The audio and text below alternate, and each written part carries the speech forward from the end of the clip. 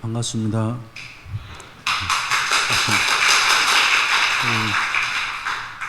수원 창성교회 처음이 아니니까 그래도 오랜만에 뵙는 것 같지만 그래도 가족이죠. 예, 이상 가족. 자주 못 만나는, 그죠? 예, 가끔씩 헤어졌다가 또 다시 만나는. 그래도 이상 가족도 가족이죠. 그런 만큼 오랜만에 보니까 더 반갑고 더 좋죠. 그래도 교회 식구들은 매주 보시는 게 좋은 거예요. 가끔 보고 오랜만에 보시면 안 되고, 이상 가족은 가끔 볼 수밖에 없으니까. 제가 우리 수원 창성교회 우리 찬양팀들, 그리고 또 이렇게 특송, 그리고 예배 때 이렇게 그 하나님을 향한 그런 열정, 그리고 이렇게 마음들이 저한테 와닿아요. 그래서 더욱 제가 더 은혜가 되고, 그리고 감사한 것은 수원 창성교회는 제가 이거는 진심이에요. D6 사역에 있어서 최전방에 있는 GOP예요. 왜 그런지 아세요?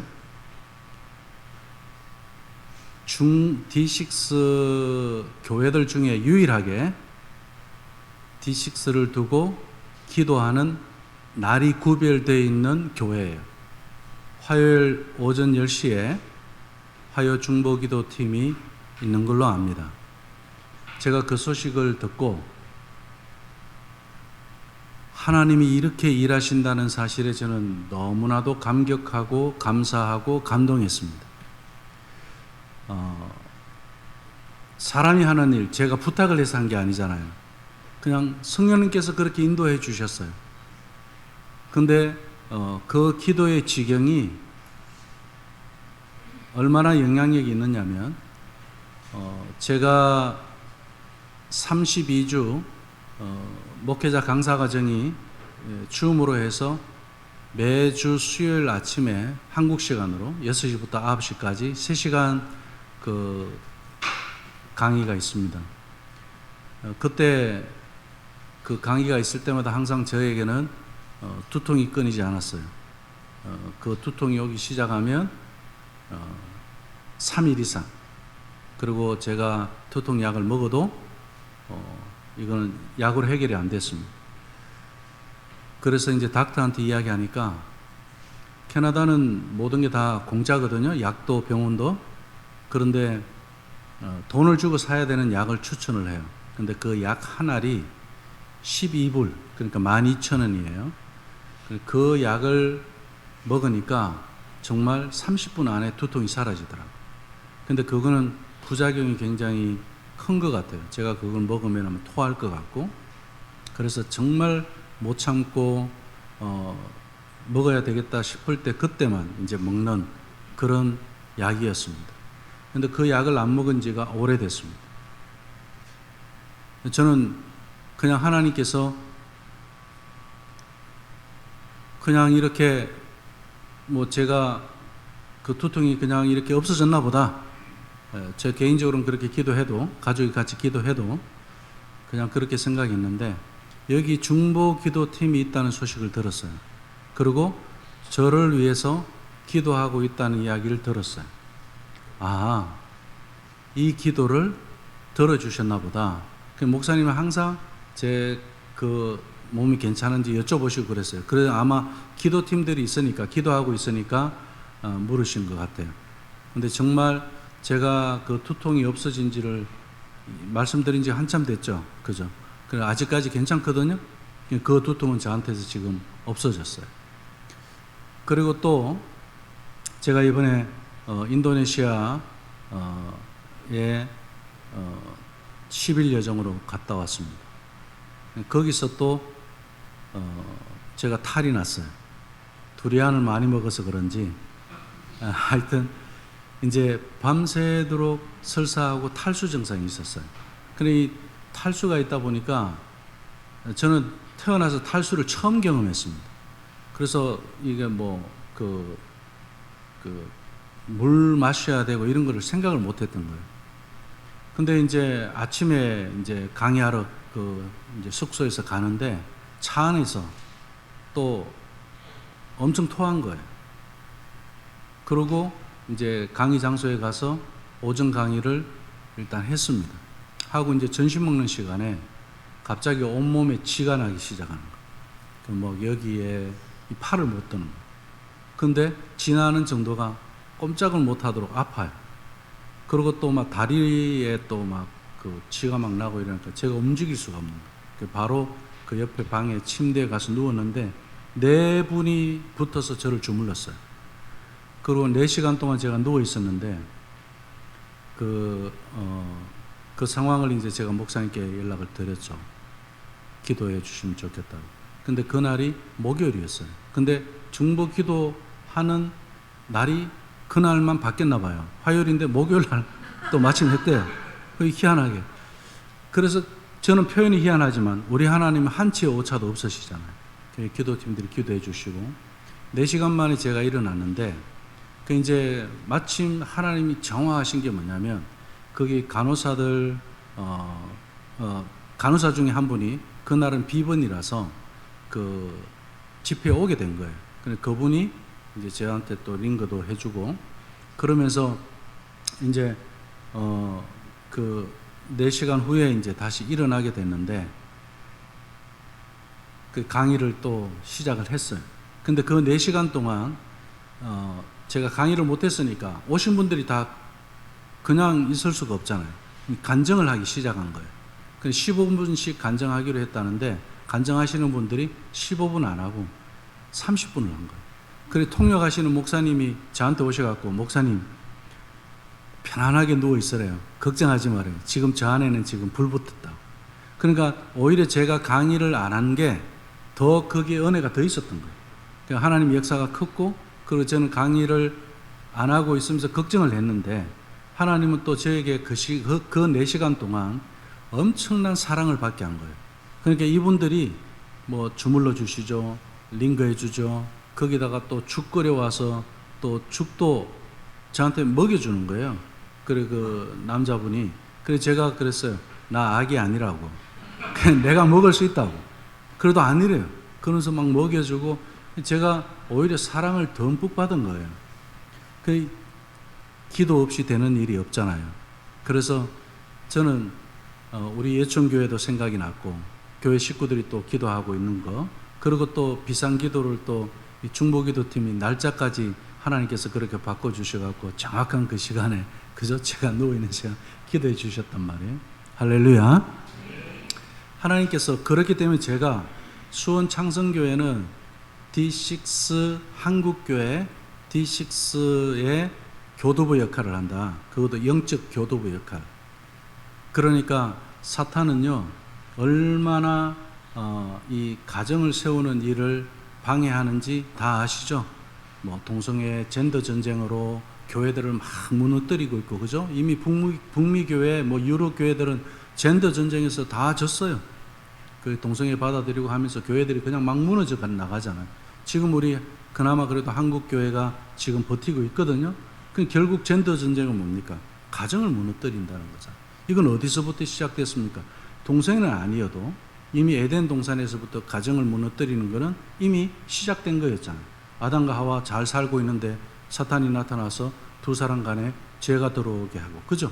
왜 그런 일들이 일어나느냐 말이에요. 가정을 하나님께서 주례하고 하나님께서 세운 가정이고 하나님께서 에덴을 성전으로 그 가정 성전으로 그렇게 살 수 있도록 신혼집도 얼마나 잘 가까워 주셨어요. 그죠? 그 구별된 장소에서 다 해주셨는데 사단이 들어와서 죄를 가져와 버리니까 그 하나님이 세우신 가정도 그렇게 무너지더라는 겁니다. 그만큼 사탄은 첫 번째 공격 대상이 어디라고요? 가정입니다.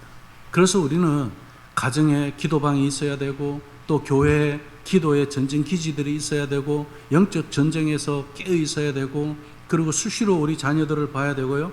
얘들이 정말 하나님의 자녀 안에서 제자로 세워져 가고 있는지 자나깨나 얘들 봐야 되는 거예요. 그리고 내 남편, 아내, 우리가 항상 가정 안에서 가족을 지키기 위해서 하나님 말씀 안에 하나님 의지하고 나가야 되는 거예요. 이런 일들이 곳곳에서 일어나고 있습니다. 가정을 무너뜨리는 일들이, 거대한 세력이, 그리고 작게는 또 우리의 각 가정, 우리 개인에게까지도 그렇게 사단은 영향력을 미치고 있습니다. 그러나 중요한 것은 우리에게 무기가 있죠. 그게 어떤 무기입니까? 기도예요. 만약에 에덴 동산에서 사단이 그랬을 때, 하와를 꼬일 때 하와가 하나님하고 하나님이라고 부르기만 했어도, 기도를 했다고 한번 생각해 보세요. 그게 가능했을까요? 불가능했을 겁니다. 기도가 빠진 거예요. 하나님과의 교제가 끊어지면 모든 것이 다 무너지더라는 겁니다. 그래서 D6 사역은 그 어떤 사역이나 교회 프로그램들 많잖아요. 그런 것들보다도 영적 전쟁이 가장 큰 것이 바로 이 D6 사역입니다. 그리고 이 D6 사역을 두고 가는 교회들도 마찬가지로 영적 전쟁이 제일 큰 것이 여기입니다. 다른 데가 아니에요. 저 세상은 놔둬도 그냥 망할 성이에요. 그 철로역정에서 그렇게 이야기하죠. 장망성이라고. 장차 망할 성이라고. 근데 교회는 사탄이 그냥 안 놔둬요. 그렇지만 우리 하나님도 우리에게 힘을 주시고 능력을 주시고 은혜를 주시는 이유가 뭐냐? 사탄이 교회 안에 크게 역사하고 있기 때문에 우리 하나님은 우리 예수님까지 보내시면서까지 모든 것을 이기고 승리하게 해주신 줄로 믿습니다. 이렇게 하나님이 일하시기 때문에 이번에 인도네시아에서도요, 엄청난 일이 일어난 겁니다. 저는 D6 코리아 입장에서 보면 이 수원은 D6 성지예요. 전국 어디에도 이만큼 목사님들이 연합을 잘하고 이렇게 사역을 참 은혜롭게 하시는 데가 없어요. 참 놀랍죠. 왜 하필 수원이냐는 거예요. 수원이 우상 숭배가 심한 데입니까? 모르겠어요. 그죠? 그런데 저는 잘 모르지만 왜 저는 하나님께 그렇게 질문을 하는 거예요. 하나님, 왜 하필 수원입니까? 그리고 이 수원의 목사님들을 하나님 예배해 놓으시고 지금 동력을 잘하게 하시고 가정들 또 교회들을 든든히 세워가는 모습들, 그 중에서도 이 수원이 D6의 성지인 것처럼 인도네시아에 제가 이번에 다녀온 데가 그 메단이에요. 거기에서 그런 기도가 나오는 거예요. 하나님, 인도네시아의 D6 성지로서 여기 메단이 되게 해달라고. 거기 교회들도 지금 불붙어 있는 거예요. 가정교회 학교가 너무 잘하고 있어요. 그래서 제가 오히려 배우러 와야 되겠다 그랬어요. 그 정도로 이분들이 하나님 은혜 안에서, 이거 하나님 하시지 않고는, 그분들이 2년 전에 여기 와서 우리 우리 전현석 목사님도 강의하시고 했던 그 인도네시아 분들을 위해서 순풍성한교회에서 그 세미나가 있었잖아요. 그분들이 와서 배우고 간 거예요. 그러니까 우리가 가서 전한 게 아니었거든요. 인도네시아 기독교 역사에서 나중에 시간이 지났을 때 어떻게 생각하십니까? 이건 굉장한 역사적인 사건이죠. 그들이 와서 배워서 가서 더 잘하고 있는 거예요. 그래서 제가 사도행전은 이런 거구나. 여전히 사도행전은 끝나지 않았고 계속되고 있다는 것을 인도네시아를 통해서 또 보게 하는 거예요. 자, 이 일이 하나님께서 하신 거잖아요. 그러면은 하나님께서 이렇게 하실 때에 이 지경을 넓혀 가시는 것은 기도 외에는 다른 게 없어요. 하나님께서는 우리를 전쟁을 해서 땅을 정복하게 하시는 게 아니잖아요. 이건 영적 싸움이기 때문에 기도의 지경을 넓혀가는 수원 창성교회가 그래서 영적 교두보 역할을 한다고 제가 그렇게 말씀을 드리는 겁니다. 그러니까 우리가 전방에, 최전방에 그 GOP라고 그러잖아요.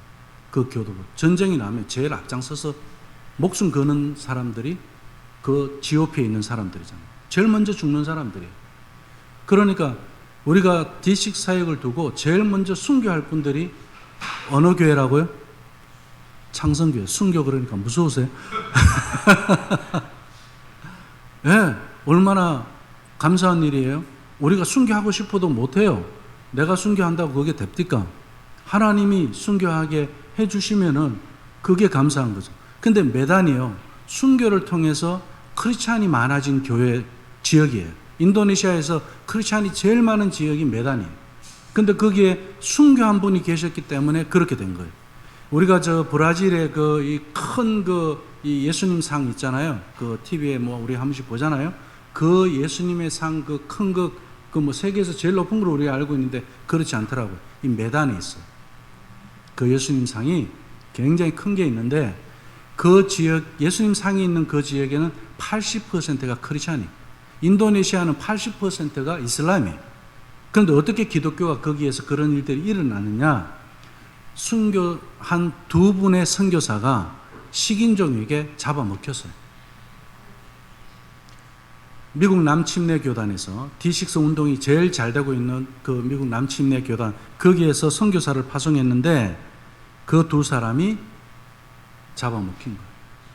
그 순교를 통해서 거기에 이제 기독교, 하나님은 우리 모든 교회가 순교의 피를 가지고 세워졌잖아요. 초대교회가 그렇잖아요.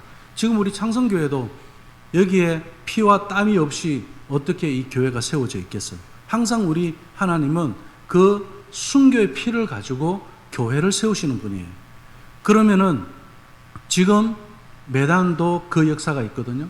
그럼 하나님께서 왜 메단의 사람들을 여기 오게 하셔갖고 지금 그곳에서 이 D6의 놀라운 부흥의 일들이 일어나게 하고 있느냐는 거예요. 이번엔 제가 거기 강의하러 간 게 아니고 사랑받으러 갔고 결과적으로 보면 그죠? 그리고 그곳에서 하나님이 일하고 있는 것을 제 눈으로 확인하게 된 거예요. 너무 놀라운 일이에요. 그리고 인도네시아의 그 기독교는 포스트 모던에 물들어갔고요. 말씀 중심으로 되어져 가는 교회가 그렇게 많지 않다고 그래요. 10%도 채 안 된다고 그래요. 그런 메단에서 이 D6는 말씀이 강하잖아요. 말씀 암송도. 그게 이번에 보니까 가정들이 앞에 나와서 말씀 암송하면 한 절, 두 절이 아니에요. 강의 때마다 두세 가정이 나와서 매번 다른 분들이에요. 두세 가정이 나와서 로마서 8장 전체 암송, 뭐 요한복음 15장 전체 암송, 뭐 마태복음 5장 전체 암송, 시편 23편 뭐 전체 장 전체를 암송하더라고요. 가족이 같이 그래 하는데 이건 하나님이 하시지 않고는요 이런 일이 일어날 수가 없는 거예요. 얼마나 놀라운지 몰라요. 그 우리도 말씀을 암송하려고 하지 마세요. 그냥 하나님이 하신 일에 그냥 순종해 보세요. 그리고 내가 소리 내서 이 말씀 속에 한번 들어가 보세요. 읽으면서 그 음성을 들어보세요. 거기서 내 안에 새겨지는 줄로 믿습니다. 그분들이 그런 체험을 하고 있어요. 우리 교회도요, 제일 연세가 많으신 분이 암송을 제일 많이 해요. 영어, 한국어로. 놀라워요. 하나님은 그렇게 은혜 주셔요. 문제는 이미 나는 기억력이 안 좋아. 나는 암송을 못해. 이미 내 마음에서 순종을 안 하기 때문에 암송이 안 되는 거지. 순종해 보세요. 하나님이 그렇게 놀랍도록 역사해 주시더라는 거예요. 왜 안 하시겠어요, 하나님? 그 우리 아이들에게도 그런 은혜를 주셔요. 말씀이 들어가서 암송이 되니까 그 안에 자카르타 쪽에서 아버지들 성품이 어떠냐면 그냥 아이들이 잘못하면 그냥 화내는 정도래요. 근데 메단은 이미 아이들이 이 머리에 벌써 아버지 손이 몇 번 왔다 갔다 했대요. 그 정도로 그쪽의 아버지들은 성격이 급하고 다혈질적이래요.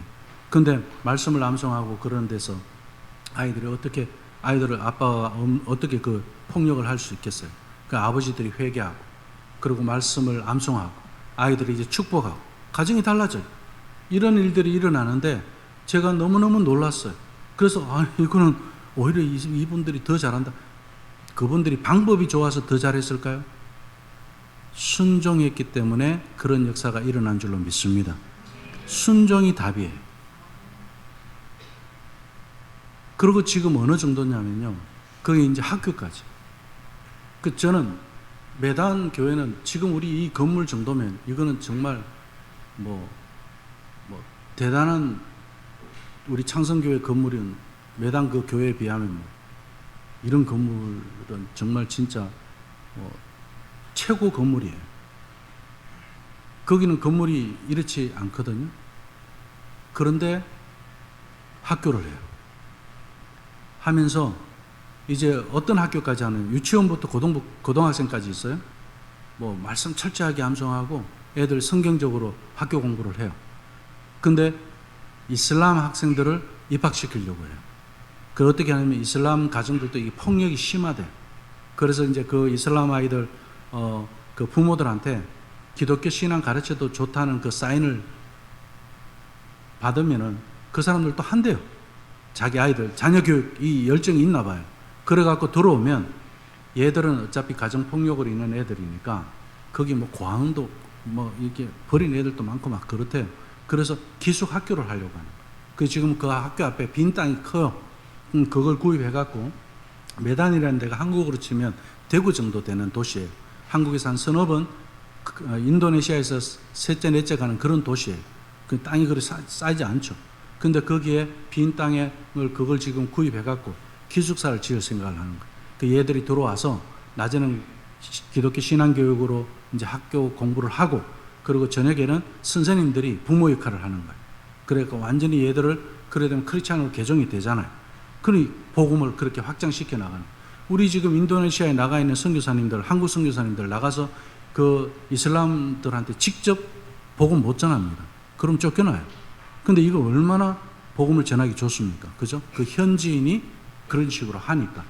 그 제가 그 다음 날에는, 이제 제가 아픈 그 다음 날에는 학생들 유스 캠프를 했어요.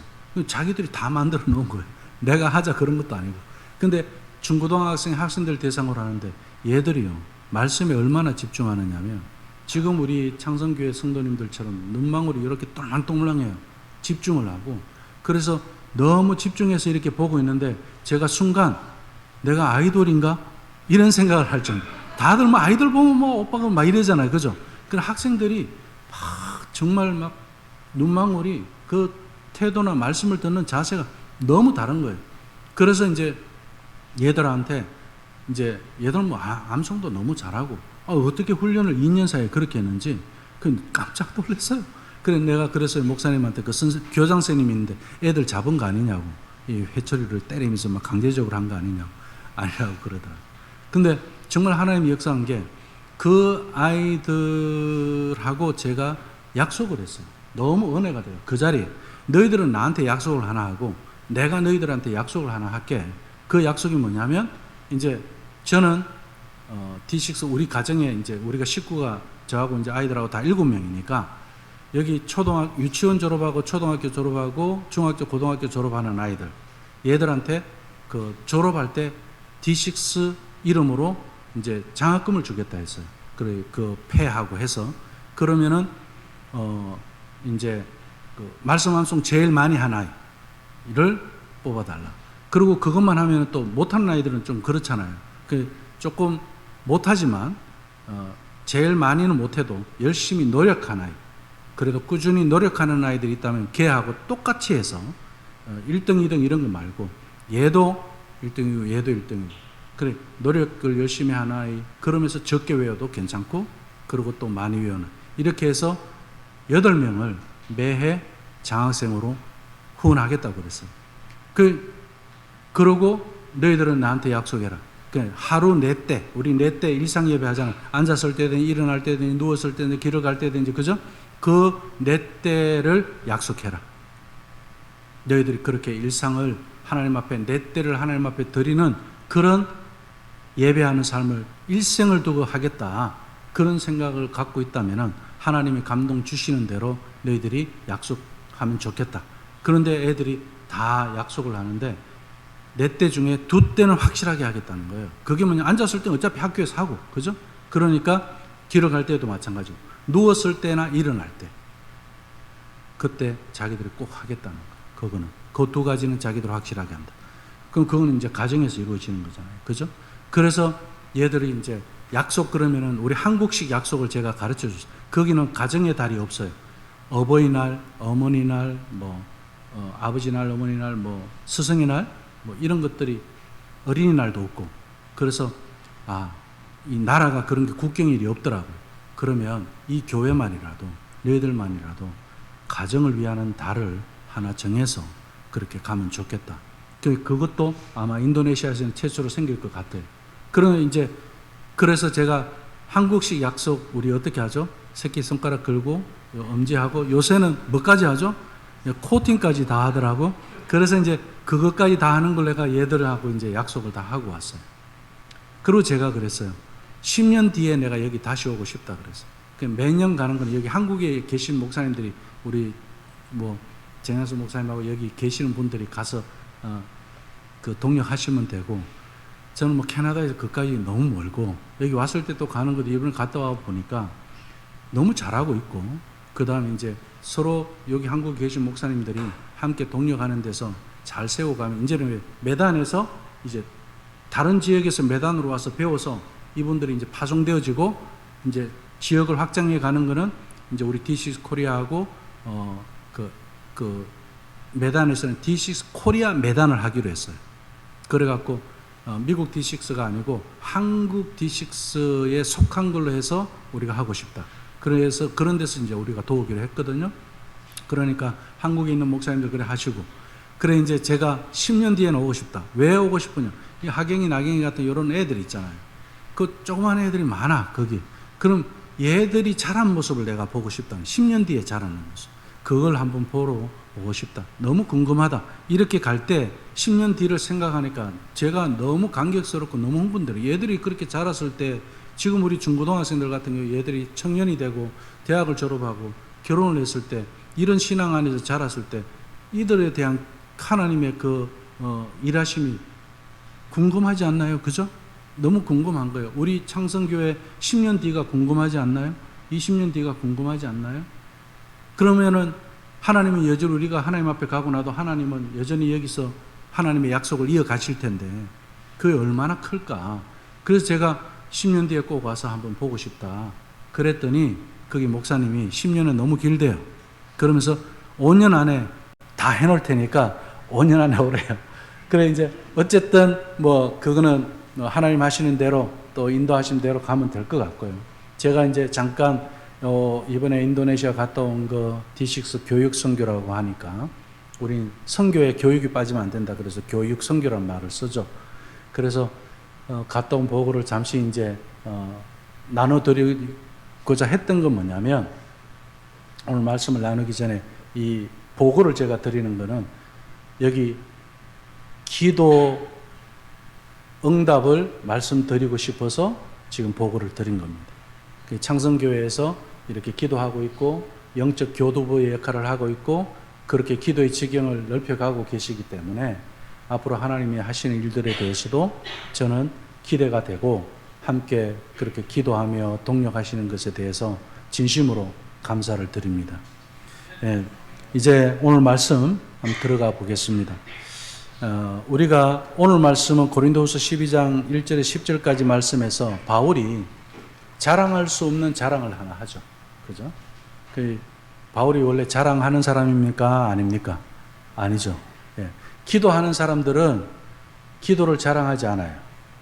그리고 또 우리가 하나님 말씀을 가르치는 사람들은 내가 잘 가르친다, 못 가르친다 이런 거 자랑하지 않아요. 그리고 또 진짜 목회를 하나님 앞에 겸손하게 하시는 분들은 내가 목회를 잘해서 다른 사람들에게 가르치려고 하고 그러지 않고 항상 배우는 자세를 가지죠. 바울이 항상 그런 사람이었습니다. 그러다 보니까 사람들이 바울을 그냥 쉽고 만만하게 본 거예요. 그러면서 바울한테 뭐라고 그러냐면, 바울, 니는 거짓 사도야. 왜? 예수님의 제자는 아니니까. 그죠? 니는 자칭 사도야. 이제 고린도 교회에서 이제 이런 말이 나오기 시작했잖아요. 그러니까 사람들이 가만히 들어보니까 맞는 말 같거든. 그러니까 거기에 또 사람들이 이렇게 동요해요. 그래? 그러면서 같이 가요. 그러면서 뭐 초자연적인 그런 체험, 그런 능력, 고린도 교회 그런 일들이 있었잖아요. 그러니까 이런 걸 갖고 있으니까 이 사람들이 영적으로 나는 굉장히 하나님 앞에 기도하고 응답받고 하나님 나에게 이런 능력을 주시고 이런 은사도 주셔갖고 이렇게 하고 있다. 그럼 바울 너는 뭐야? 니는 거짓 사도고 뭐 그런 능력도 행하지도 못하고 뭐 이런 식으로 이제 비교하고 막 이제 그렇게 교회에서 분위기가 막 그렇게 된 거예요. 그러니까 바울이 뭐라고 이야기하느냐면은 내가 자랑할 것이 있어도 자랑하지 않는 평범한 사도라는 것에 대해서 이야기하고 있는 게 오늘 말씀이잖아요. 이게 너무 좋은 거예요.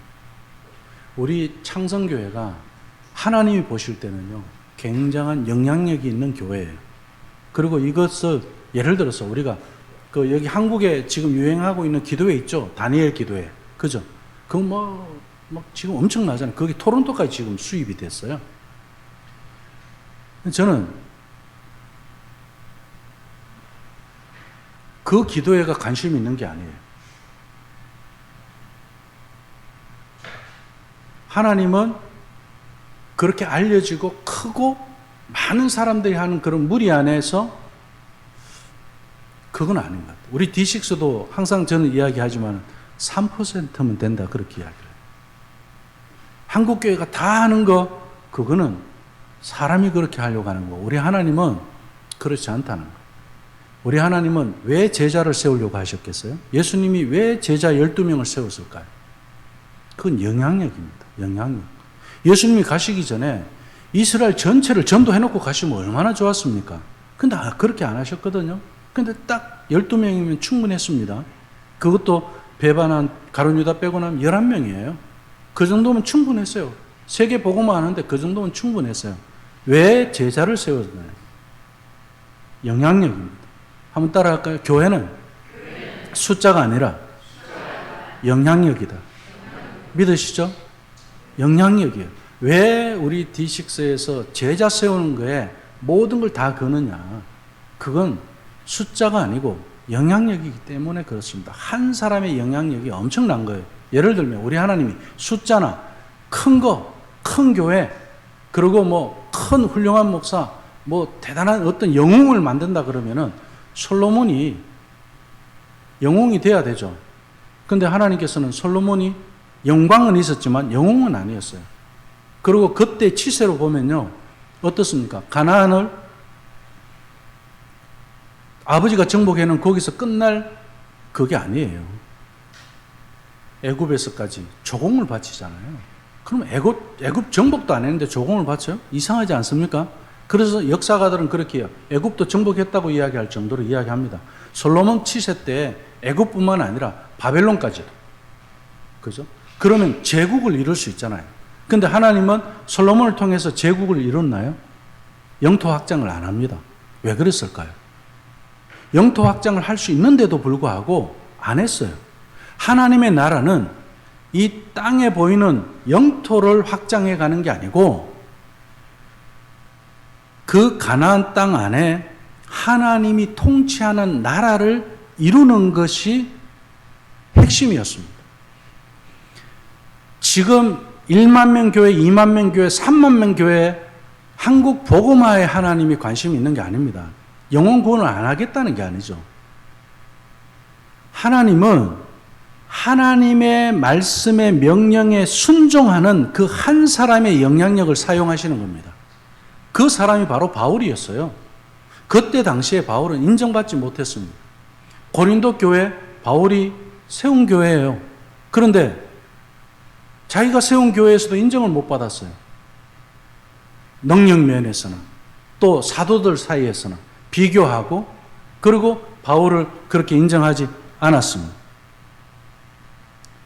그런데 바울이 자신이 경험한 것을 말로 표현할 수 없는 그런 깊은 계시가 있었고 그리고 환상 3천층까지 올라간 그런 경험에 대해서 오늘 말씀 1절에서 4절까지 이야기하고 있지 않습니까? 그죠? 이런 사람이에요. 그러니까 얼마나 겸손한 사람이에요. 근데 바울이 그냥 겸손해졌습니까? 바울도 자랑하고 싶죠. 사람인데. 그럼 당연히 자랑해도 괜찮아요. 팩트잖아요. 사실인데요. 자기가 체험한 거고 은혜를 나눌 수 있잖아요. 그런데 이걸 이야기 안 해요. 지금 저 사람들이 능력에 대해서 나에게 공격을 해요. 자기들은 체험도 있고 신비한 체험도 있고 은사 체험도 있고 그러면서 저 사람들은 지금 나를 공격하고 있는데 바울은 거기에 대해서 대응을 안 하는 거예요.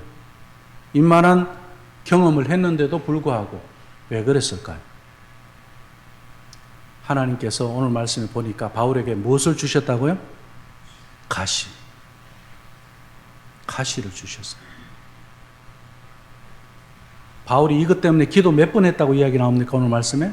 3번 했다. 우리 지금 가시 다 있죠? 그죠? 가시 없는 분들이 어디 있겠어요? 그죠? 이미 겪으신 분도 있고, 응답 받으신 분도 있고, 또 아직 해결 안 되신 분도 있고, 뭐, 자녀 문제, 가정 문제, 재정적인 거, 또 육체적인 뭐 질병의 문제든, 또 직장의 문제든, 뭐 사업의 문제든, 뭐, 얼마든지 우리에게는요, 있을 수 있습니다. 또 관계에서의 또 그런 것들도 있고요. 온갖 가시가 다 있어요. 그죠? 근데 이 가시를 누가 주셨다고요? 하나님 주십니다. 왜 주셨다고요? 자만하지 말라. 네가 삼층천까지 경험한 거 내가 그냥 하나님이 그냥 해주신 게 아니에요. 그죠? 이제는 뭐예요? 흔들리지 말고 자고우면하지 말고 비교하지 말고 저기서 뭐 숫자를 자랑하고 저기서 또 뭐 능력을 자랑하고 체험을 자랑하고 온갖 이야기 다 하더라도 너는 그거 가지고 비교하고 그거 가지고 속상해하지 마. 그러면 하나님은 어떻게 해요? 삼층천 경험을 딱 시켜버리는 거예요. 그러니까 그 경험을 한 사람들은 어떻게 보죠? 체험했다고 떠들고 막 큰 소리 치는 사람들 보면은 아유 불쌍하다. 참 진짜 하나님 은혜 들어가 보면 저래 안 저러는데 그죠? 그렇게 보이죠. 우리 D6 사역도 마찬가지입니다. 이렇게 사역을 하다 보면요 숫자가 부럽지가 않아요. 할렐루야. 제자 하나 세워지는 건 진짜 부러워요. 한 가정 제대로 세워지는 거는 진짜 부러워요. 너무 감격스러워요. 어제 저녁에도 제가 3세대가 같이 가정예배하는 거기에 우리 전 목사님하고 또 자카르타에서 또 오신 분이 거기 한번 방문하고 싶다고 해서 갔는데 그 3대가 같이 가정예배를 하는데 저는 너무 감동인 거예요. 그러니까 거기서 제가 그런 이야기를 했어요. 전도서 이야기를 좀 했습니다. 전도서 보면 전도자가 하는 이야기가 헛되고 헛되니 모든 것이 헛되고 헛되도다. 아니 그냥 한 번만 헛되다 하면 되지 4번이나 헛되다 그래요. 우리가 문학적으로는 2번만 하면 강조해요. 그죠? 그냥 강조해 또 강조를 했어. 왜 자꾸 헛되다 그래? 대놓고 헛되다 그래. 뭐 세상에 뭐 잘나도 헛된 거고 뭐 그죠? 뭐 부자라도 헛된 거고 명예도 헛된 거고 심지어 잠언에서 이야기하는 지혜가 최고라고 그랬잖아요. 그 지혜마저도 헛되다 그래요. 다 헛되대. 그럼 뭐가 헛되지 않은데? 전도서에서 뭐가 헛되지 않다고 그러죠? 어제 저녁같이 가정에 가족이 식탁에 앉아서 함께 먹고 마시는 것. 전도서 3장, 6장, 9장 가면서 계속 하늘이 준 선물이라는 걸 중간에 싹싹 집어넣어요. 다 헛되다 하면서 뭐라고 이야기합니까? 우리가 수고하고 함께 가족이 먹고 마시는 것, 함께 수고한 사람이 먹고 마시는 것은 하늘이 준 선물이라고 그래요. 할렐루야. 우리 가정에서 가족이 함께 밥 먹는 일이 생겼잖아요. 그거는 그냥 있는 일이 아니에요. 제가 한국에 와서도 목사님들 다 그래요. 바빠요. 못해요. 우리 가족들 함께 하기 힘들어요. 맞죠? 다 알아요. 근데 한다니까요. 왜요? 하나님 선물을 받은 사람들은 합니다. 할렐루야. 그게 하나님 선물이라니까요. 전도서에 다 헛되다고 했는데 그게 헛되지 않은 것 딱 하나. 그러면 어떤 가정이 그렇게 할 수 있느냐? 전도서 마지막에 뭐라고 이야기합니까? 인간의 본분은 뭐라고요? 여호와를 경외하는 거라고 그랬어요. 여호와를 경외하는 가정이 헛되지 않은 걸 하는 줄로 믿습니다. 돈이 문제가 아니에요. 권력이 문제가 아니에요. 명예가 문제가 아니에요. 숫자가 문제가 아닙니다. 오늘 이 주보에 보니까 교회는 숫자가 아니라 뭐라고요? 영향이. 우리 창성교회는 D6 사역에 있어서 중보의 기도를 최전방에서 하고 있는 뭐다? 교도보다. GOP. 영적 전쟁에서 제일 먼저 죽을 각오가 되어 있는 사람들. 순교. 할렐루야.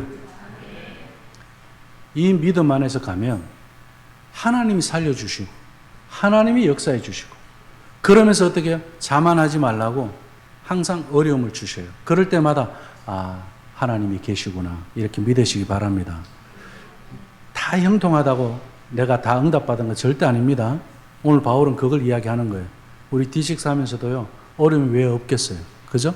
그렇게 가다가 또 어려움이 있고, 커리큘럼이 출판할 때도 난산을 하면서 시즌별로 나오고 있는 거예요. 한 번도 순산한 적이 한 번도 없어요. 매 시즌마다 3개월마다 나올 때 난산이에요. 그런데 하나님의 은혜가 더 클까요? 작을까요? 그럼요. 하나님의 은혜가 더 큰 줄 믿습니다. 네, 하나님이, 오늘 바울도 그 이야기 하는 거잖아요.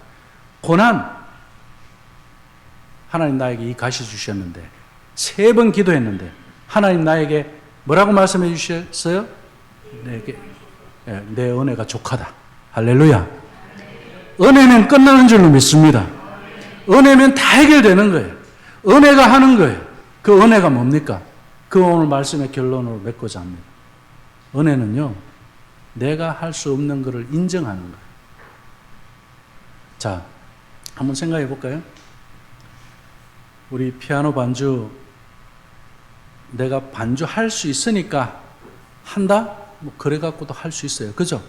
근데 반주 못하도록 많은 일들이 있을 수 있을걸요? 그렇지 않습니까? 그죠? 여러 가지. 그럼에도 했잖아요. 하나님은 은혜죠. 은혜로 하는 거예요. 그죠? 오늘 찬양도 마찬가지예요. 내가 연습했기 때문에 쓴 거예요? 아니에요. 하나님 은혜를 주셨기 때문에 연습할 수 있는 거예요. 기도팀들, 내가 시간 되니까 와서 기도하는 겁니까? 아니에요. 그러면 시간 안 되면 못해요. 그렇잖아요.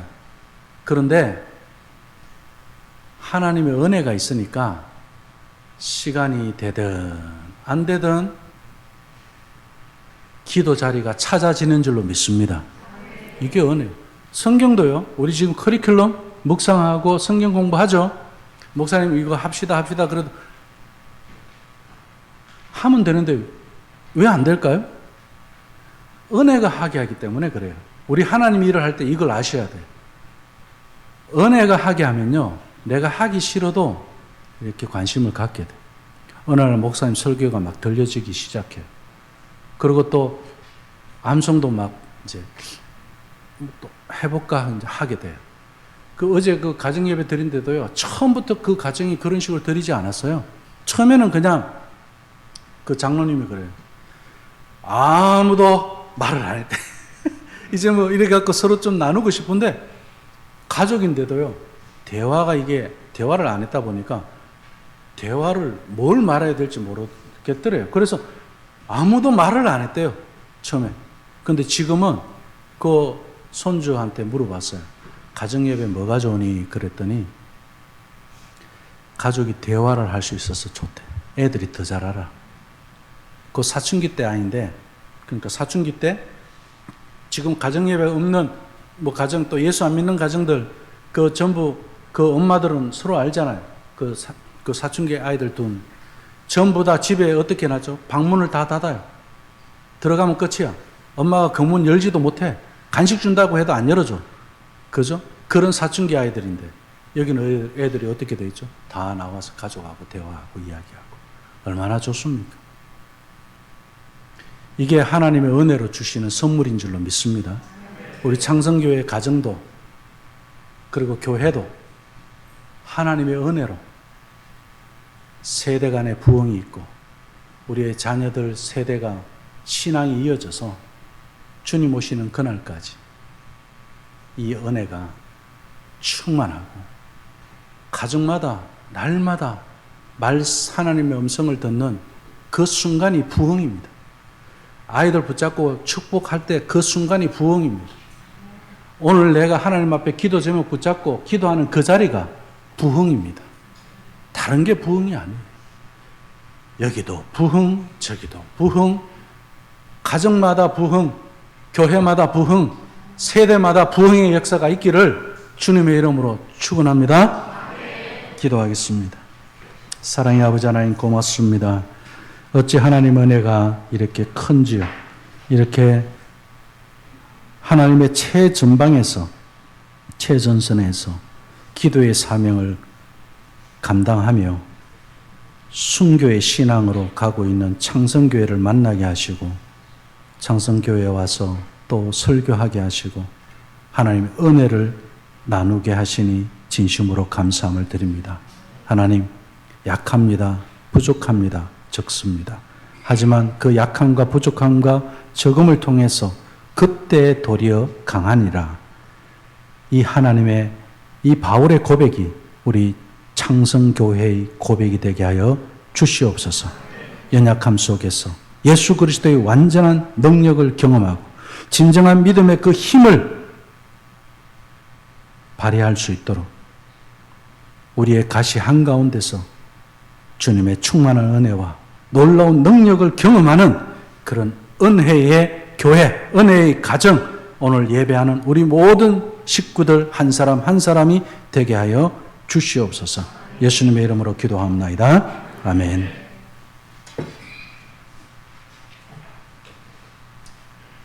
주신 말씀을 기억하며 우리 좋으신 하나님 찬송하고 함께 기도하는 시간을 갖도록 하겠습니다.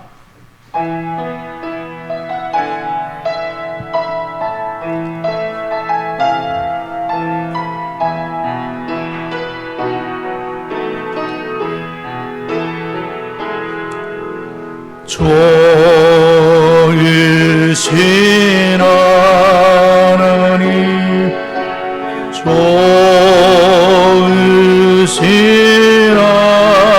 하나님, 참 좋으신 나의 하나님, 우리의 기도를 우리의 기도를 응답해 주시는 참 좋으신 나의 하나님, 한없는 축복을 한없는 축복을 우리에게 주시는 참 좋으신 나의 하나님. 오늘 김진아 목사님께서 저에게 오셔서 귀한 말씀을 증거해 주셨습니다.